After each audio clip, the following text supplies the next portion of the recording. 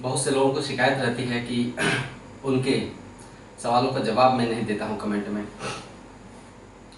सैकड़ों लोगों के कमेंट्स एक ही तरह के होते हैं, समस्याएं एक तरह की होती हैं, तो अलग अलग जवाब देना तो ऐसा भी संभव नहीं है कि एक ही तरह के सवालों के जवाब कितनी बार दूं, है ना।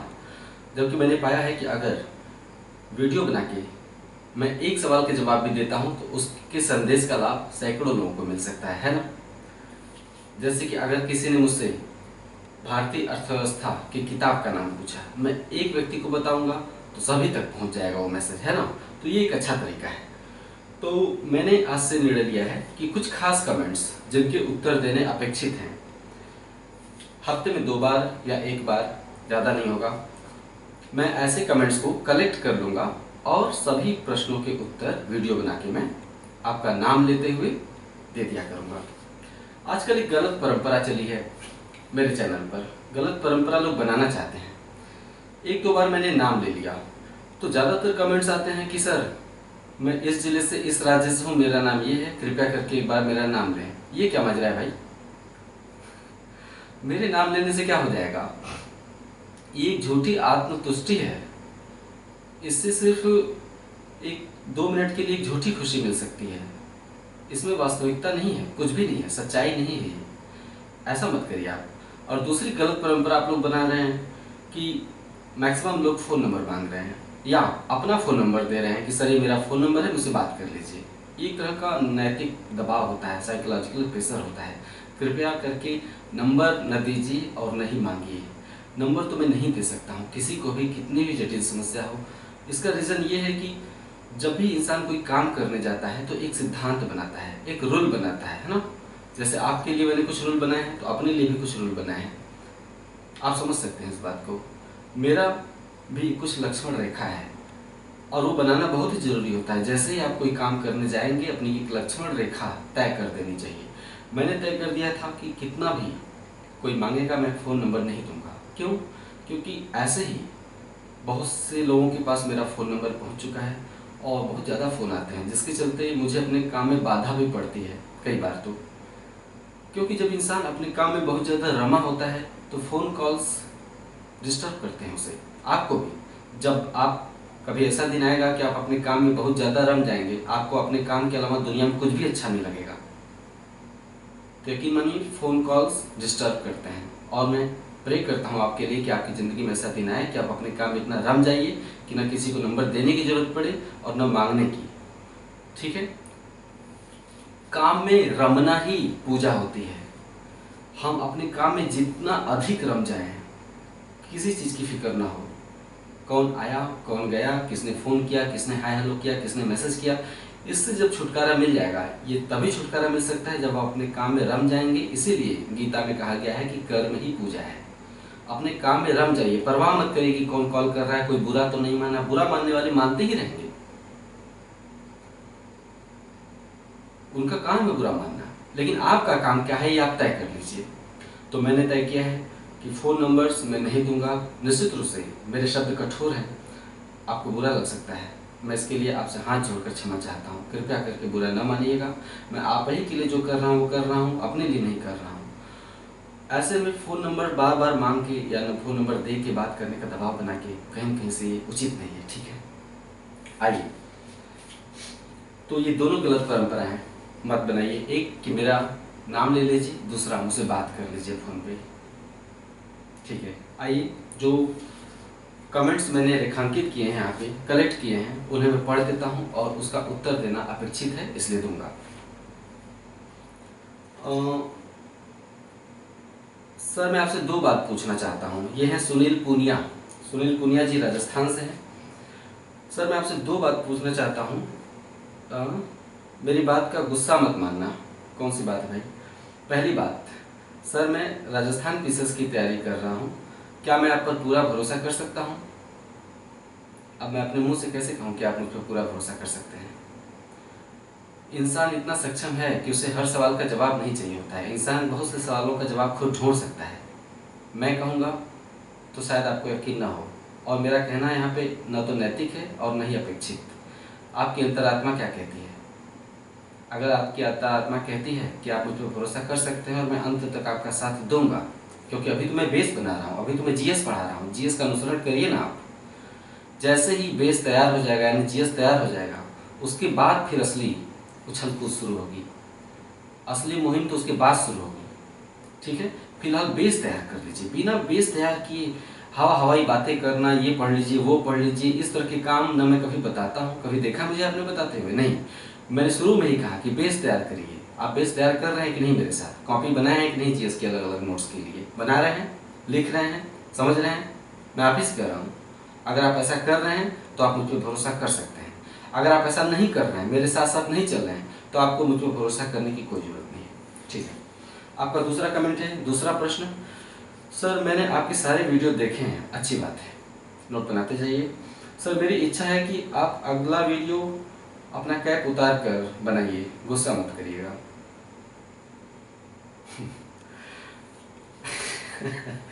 दो चार बार मैंने ऐसे कमेंट पढ़े हैं। मैं आपसे एक सवाल पूछता हूँ, आप मेरी टोपी क्यों उछालना चाहते हैं? बचा लीजिए मुझे। ठीक है, आपकी इच्छा भी ईश्वर चाहेंगे तो शीघ्र ही पूरी हो जाएगी, अभी थोड़ा समय लग सकता है, क्योंकि मुझे टॉपिक के साथ पढ़ा रहा हूँ, शुरू से इजी फील करता हूँ, आराम फील करता हूँ उसके साथ, इसलिए पढ़ा रहा हूँ। ठीक है, next comment. Next comment Shravan Kumar Yadav ji का है। इनका प्रश्न है, सर आप रोज कहते हैं कि सबके कमेंट पढ़ते हैं, आज हमारा कमेंट जरूर पढ़िएगा। आप ज्योग्राफी में हिमालय जैसे ऊंचे और मेरियाना ट्रेंच जैसे गहरे हैं ज्योग्राफी में, तो आप तो दोनों पॉइंट तक पहुंच चुके हैं, तो हम लोगों को कब तक उस ऊंचाई तक पहुंचा देंगे? आप लगातार अगले 6, 7, 8 महीने, 9 महीने, 10 महीने, जब तक मैं जीएस पढ़ा रहा हूँ, लगातार मुझे अनुसरण करिए, ईमानदारी से करिए, जैसे बोलता हूँ वैसे नोट्स बनाते जाइए। आप साल भर बीतते बीतते खुद पे खुद महसूस करेंगे और मुझे कमेंट करेंगे कि सर मैं आपको टक्कर दे सकता हूँ, और ये मेरा दावा है। मैं खुद भूगोल में अपने आप को सर्वश्रेष्ठ या बहुत तेज नहीं मानता हूँ। मैं भूगोल में बहुत तेज नहीं हूँ, बहुत साधारण हूँ भूगोल में। आप लोग कहते हैं मैं जवाब नहीं देता हूँ, मेरी कला ये है कि मैं पढ़ा लेता हूँ, क्योंकि ज्ञान अर्जित करना अलग कला होती है, पढ़ाना बिल्कुल अलग कला होती है। जरूरी नहीं कि कोई बहुत ज़्यादा विद्वान है तो पढ़ा ही लेगा। मेरी खूबी है कि मैं पढ़ा लेता हूँ, ऐसा आप कहते हैं। आपने कहा इसलिए मैं पढ़ाता चला गया। आप कहते आप मुझे व्यू नहीं देते या फिर कमेंट्स नहीं करते, फिर मैं पढ़ाना बंद कर चुका होता अब तक। क्यों मैं दीवार पे सिर पिटता? आप कह रहे हैं कि मैं अच्छा पढ़ा रहा हूँ इसलिए पढ़ा रहा हूँ। तो मैं उतना तेज नहीं हूँ ज्योग्राफी में, लेकिन हाँ, आपको अगर लगता है कि ऐसा है तो आप लगातार साल भर अनुसरण करिए। जिन किताबों के नाम कभी मैं बताता हूँ उन्हें जरूर फॉलो करिए। उन किताबों को जो पढ़ा रहा हूँ उसे ईमानदारी से पढ़िए, अगले दिन दोहराइए, हर महीना बीतते बीतते चीज़ों को दोहरा लीजिए। ये तब हो पाएगा, चीज़ों में महारत तब हासिल हो सकती है जब आप अपने पूरा चिंतन, आपने प्रश्न किया है ना कि आप मुझे उस ऊंचाई तक कब ले जाएंगे, ये तब हो पाता है जब पूरा चिंतन आपका इसी पर होगा, पढ़ाई पर ही होगा। आपको सोचना होगा कि क्या पूरा का पूरा चिंतन आपका पढ़ाई पर केंद्रित है? क्या आप पढ़ते समय कुछ और सोचते हैं? क्या आप सुबह पढ़ते हैं और दोपहर में मूवी देखने का प्लान बना लेते हैं? क्या आप ऐसा होता है कि सोचे होते हैं कि आज रात में पढ़ाई करनी है और रात में फ़ोन पे बातें करने लगते हैं देर देर तक? क्या आप गलत संबंधों में पड़े हुए हैं? गलत संबंध वो जहाँ से कुछ लेना मिलना नहीं है, एक भुलावा। तो बहुत से युवा मैं देखता हूँ समय नष्ट कर रहे होते हैं इधर उधर, बहुत से युवा, और बहुत ज़्यादा समय, अपने बहुत कीमती समय होता है युवावस्था, इसमें बहुत ज़्यादा समय लोग नष्ट कर रहे होते हैं। दोस्ती में, यारी में, मूवी में, सिनेमा में, घूमने में, फोटोबाजी में, सेल्फीबाजी, 24 घंटे चलता रहता है। ये चक्र है, बड़ा दुष्चक्र होता है। जब आपके चिंतन का केंद्र कोई भी एक विषय हो जाएगा, कोई भी खेल को चिंतन का केंद्र बना लीजिए, राजनीति को बना लीजिए, अध्ययन को बना लीजिए, कला को बना लीजिए, किसी भी एक क्षेत्र को। आपने कभी देखा है कि विराट कोहली ने कोई मूवी बनाई हो? आपने कभी देखा है कि अक्षय कुमार ने कभी क्रिकेट में हाथ आजमाया हो? आपने कभी देखा है कि नरेंद्र मोदी कभी पेंटिंग करने चले हों? सोचिएगा इस बात को। प्रत्येक व्यक्ति एक ही बात के लिए जाना चाहता है, एक काम के लिए। यही सफलता होती है। ये मैं बहुत बड़ी बात कह रहा हूँ, समझिएगा इस बात को। यही सार है, यही केंद्र है, यही असली तत्व है, यही मनुष्य जीवन का लक्ष्य है, समझिएगा। जब आप अपने चिंतन का केंद्र एक बना लेते हैं और जीवन में केवल एक लक्ष्य तय करते हैं और अपना पूरा व्यक्तित्व उसे सौंप देते हैं और उस लक्ष्य को अपने पूरे व्यक्तित्व में उतार लेते हैं, यानी अगर आप डॉक्टर हैं तो डॉक्टर ही नजर आइए, प्रशासक नजर ना आइए। आप प्रशासक हैं तो आर्टिस्ट नजर ना आइए, ठीक है, अपने अंदर विविधता रखनी चाहिए व्यक्तित्व में, लेकिन आपकी पूरी व्यक्तित्व आपके काम को दर्शाना चाहिए। आपका व्यक्तित्व ऐसा होना चाहिए जो आपके काम को पूरी तरह से दर्शाए। सामने व्यक्ति खड़ा हो तो समझ जाए कि है क्या, हाव भाव से। तो आपको कोई एक क्षेत्र चुनना होगा। अगर आप पढ़ाई कर रहे हैं और पढ़ाई में मेरे जैसा बनना चाहते हैं, जैसा कि आपने कहा, तो आपको सिर्फ पढ़ाई ही करनी होगी, इसी को चिंतन में लाना होगा, लगातार इसे सोचना होगा। साल 2 साल 3 साल जब तक कुछ बन न जाइए, या अगर बनने का सपना नहीं, ज्ञान अर्जित करने का सपना है, क्योंकि ज्ञान अर्जित करना बनने से भी बड़ी चीज होती है। एक पद पाना बहुत छोटी चीज होती है, ज्ञान अर्जित करना बहुत ऊंची चीज होती है। अगर आप ज्ञान अर्जित करना चाहते हैं तो साल 2 साल 3 साल तपस्वी बन जाइए, तपस्या का जीवन जिए, ठीक है। ब्रह्मचर्य आश्रम में जैसे पहले लोग रहते थे, अपने कमरे में अपने आप को वैसे बंद करिए, बंद मत करिए, बाहर निकलिए, घूम फिर आइए, लेकिन आत्म परीक्षण करते रहिए कि क्या मैं जो अगला कदम डाल रहा हूँ ये मेरे व्यक्तित्व के हिसाब से मेल खाता है, मेरे काम के हिसाब से मेल खाता है। जिस दिन आप ऐसा करने में सफल हो जाएंगे, आप हिमालय जैसी ऊंचाई और मेरे टेंट जैसी गहराई प्राप्त कर लेंगे। ये कमेंट मैंने पढ़ा अभी हाल ही में श्रवण कुमार यादव जी का, और उन्हीं का मैंने जवाब दिया। अगले कमेंट पर आता हूँ। अगला कमेंट है रश्मि त्रिपाठी जी का। रश्मि त्रिपाठी जी 35 साल की एक हाउसवाइफ हैं, तो उनका कमेंट मैं पूरा यहाँ पढ़ देता हूँ। सर, मैं 35 साल की एक हाउसवाइफ हूँ, क्या मैं PCS के लिए तैयारी कर सकती हूँ? Please do reply, I was a good student and I cleared bank written exam twice. इन्होंने बैंक का रिटन एग्जाम 2 बार क्लियर किया है और ये अपने एकेडमिक लाइफ में एक अच्छी छात्र रही हैं। तो ये आज पूछ रहे हैं कि क्या मैं PCS एग्जाम क्लियर कर सकती हूँ? अभी आप 35 ईयर की हैं रश्मि जी, अभी आपके पास मिनिमम 5 साल है। 5 साल तक आप एलिजिबल हैं, परीक्षा दे सकती हैं, और हैं, कोई आपको रोक नहीं सकता। अगर आप देना चाहें तो आप PCS एग्जाम्स दे सकती हैं, लोअर PCS दे सकती हैं, समीक्षा अधिकारी बन सकती हैं। मैंने हमेशा इस बात को कहा है कि फीमेल्स के लिए सबसे अच्छी जॉब और सबसे इजी जॉब समीक्षा अधिकारी होता है। उससे बेहतर जॉब फीमेल, मैंने तमाम फीमेल्स को देखा है, बहुत से मेरे फ्रेंड्स भी रही हैं, उन्होंने नायब तहसीलदार का पद छोड़कर लोक आयोग से चयनित होकर आज उत्तर प्रदेश लखनऊ में जो सचिवालय है, सेक्रेटरीट, यूपी सेक्रेटरीट में समीक्षा अधिकारी हैं, रिव्यू ऑफिसर हैं। तमाम फीमेल्स को मैंने देखा है कि बड़े बड़े पद छोड़ दिया है रिव्यू ऑफिसर। क्यों? शांति का जॉब है, सुकून है उसमें। सप्ताह में 5 दिन जॉब करनी होती है, शनिवार और रविवार छुट्टी मिलती है पूरी तरह से। प्रशासन का जॉब नहीं है ये। प्रत्यक्ष प्रशासन में क्या होता है, अगर आप रेवेन्यू में हैं, खाद्य विभाग में हैं, स्वास्थ्य, घर आने के बाद भी फोन आते रहेंगे अधिकारियों के।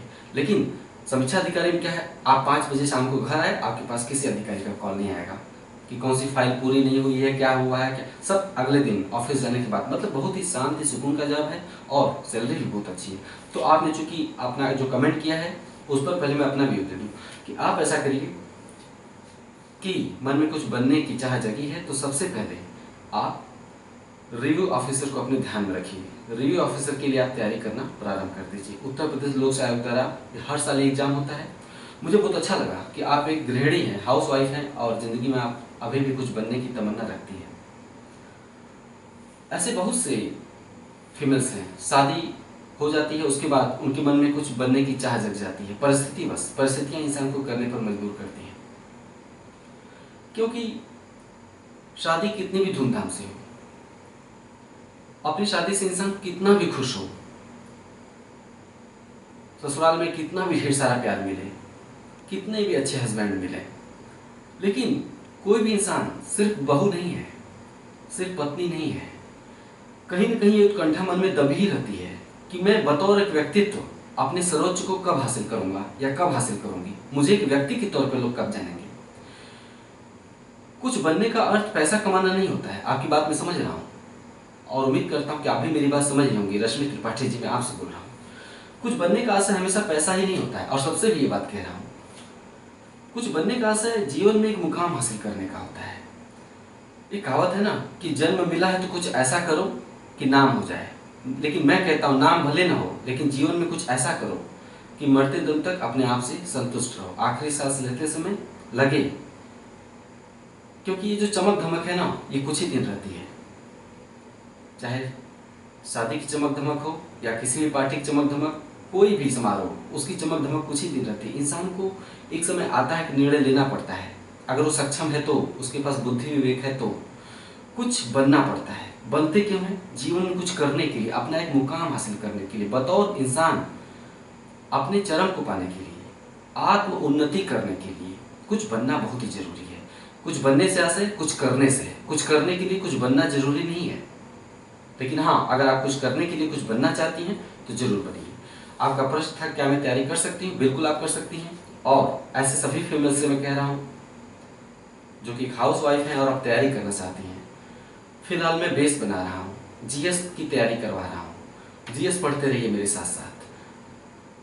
बहुत से कमेंट्स मैंने पढ़े कि सर आप ये बताते नहीं कि पीसीएस एग्जाम में क्या क्या पूछा जाता है, कितने पेपर होते हैं। ठीक है, मैं शीघ्र ही बताऊंगा। मैंने तय किया है कि अगले 24 से 48 घंटों में पीसीएस एग्जाम्स में कितने चरण होते हैं, प्रीलिम में क्या पूछा जाता है, मेंस एग्जाम में क्या पूछा जाता है, इंटरव्यू में 3 चरण होते हैं, प्रारंभिक परीक्षा, मेंस एग्जाम और इंटरव्यू। तीनों, खासकर प्रीलिम और मेंस एग्जामिनेशन में कितने पेपर होते हैं, जीएस के कितने पेपर होते हैं, निबंध के कितने पेपर होते हैं, हिंदी के कितने पेपर होते हैं, ऑप्शनल सब्जेक्ट के कितने पेपर होते हैं, इसका खाका मैं शीघ्र ही व्हाइट बोर्ड पर बना दूंगा। तो रश्मि जी आप भी उसे फॉलो करिएगा जो खाका बनाऊंगा।